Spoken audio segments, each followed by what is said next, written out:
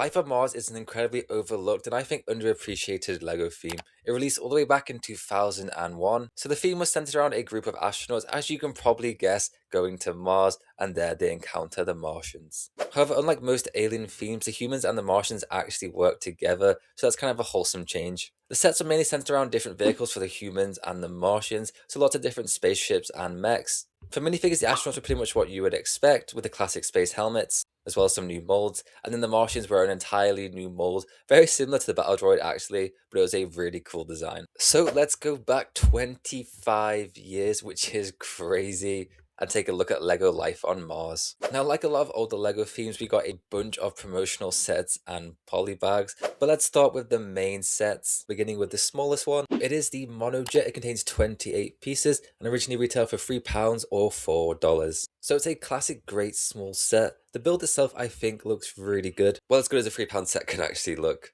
but it's a really fun design. The set also comes with one minifigure. It's the Assistant. He has a great space helmet and some nice printing. So just an all-round solid cheap set. Our next set, the first for the aliens, is the Red Planet Cruiser. This one contains 73 pieces and was another really good retail price. So for this we get a scouting vehicle of the aliens, and it's another really nice small build, and it also comes with a scanner so they can locate Biodin. The set also contains one minifigure. This one we get the alien Alta. So all the aliens actually share the same mold, but they all have different colouring and printing, and I think Alta looks great. And overall I do really like the alien designs for this theme. The next set back to the astronauts is the T3 Trike. This one contained 99 pieces and retailed for £9 or $10. And this is another build that I really like. Of course it comes with the 3 wheels, and then we get a dome in the centre where we can place our minifigure, and it also comes with a scanner on the back. Once again, it only contains the one fig. This time we get Doc, who has some more good printing. Now, another really cool thing about this set and this theme is that you could actually combine different sets together. So this one could combine with the Red Planet Protector to make an even bigger mech, and it also combined with the Solar Explorer. I really enjoyed this feature. It added a lot more playability between the sets. Our next set is one I actually just mentioned. It's the Red Planet Protector. This one contained a much bigger 194 pieces and retailed for £18 or $20.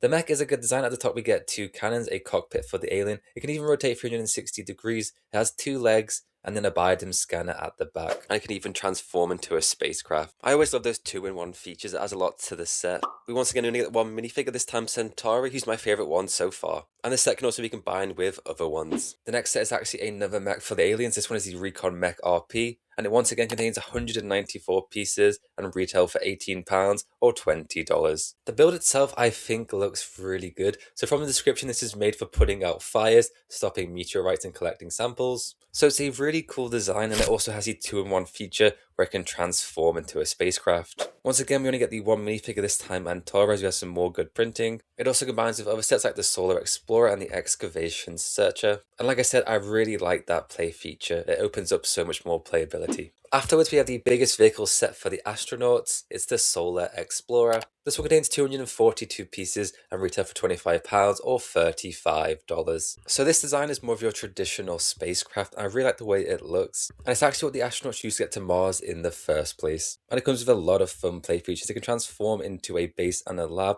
It also comes with a lander as well as a rover they can use to explore Mars with. We get 3 minifigures, BB, Doc, and Mac, who's the captain.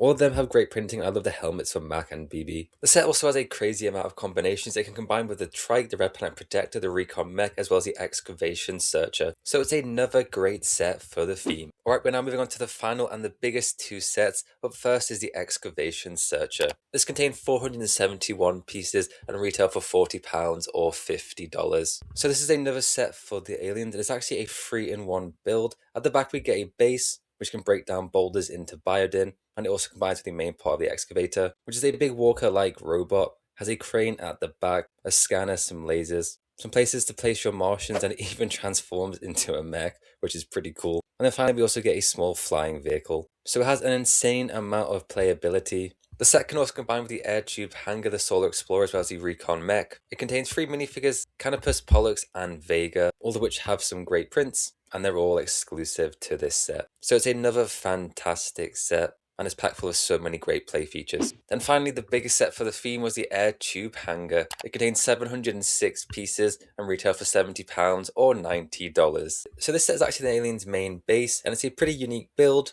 The main part is the control center. At the back of that, we get a crane which you can pick up boulders that have biodin in it. On the right side, we get a bunch of different tools, and there's also lots of monitors around. It's also fully modular, so you can customize it to your liking. However, the main play feature is the big air tube, which can be used to transport the aliens around. So basically, you put the aliens inside the tube, smash the big pump at the end, and then the aliens go shooting out. And at the end of each pump, you can actually connect to other sets, which I think is a really fun play feature, as the aliens can go flying out towards the mechs and spacecrafts. Speaking of them, for side builds, for this set we do get a small mech and also a small spacecraft. The set contains 5 minifigures, with 3 of them being unique. Now I apologize because I'm about to butcher these names. It contains Actorus, Cassiopeia, Mizar, Regal, and then Vega. And once again, they all have really good printing, and I really enjoy the mold, even though it's a little bit outdated. Overall, this was a fantastic final set. The build is really fun and has some great play features. The pump is definitely a highlight. I believe actually this is the first set to ever include that. And I also love how it can combine with other sets. And that is it for the main Life on Mars sets, but we did get a lot, and I mean a lot of promotional sets and polybags.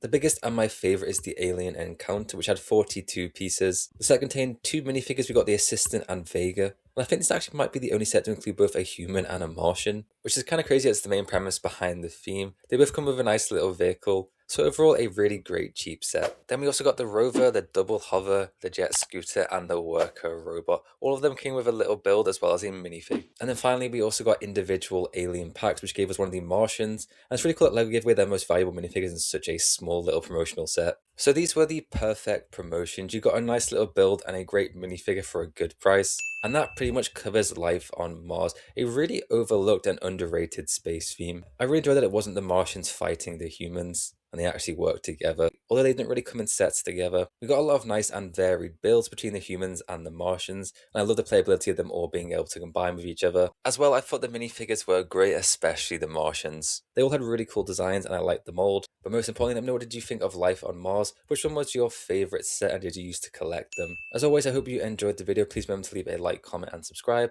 I'll catch you next time. Bye bye.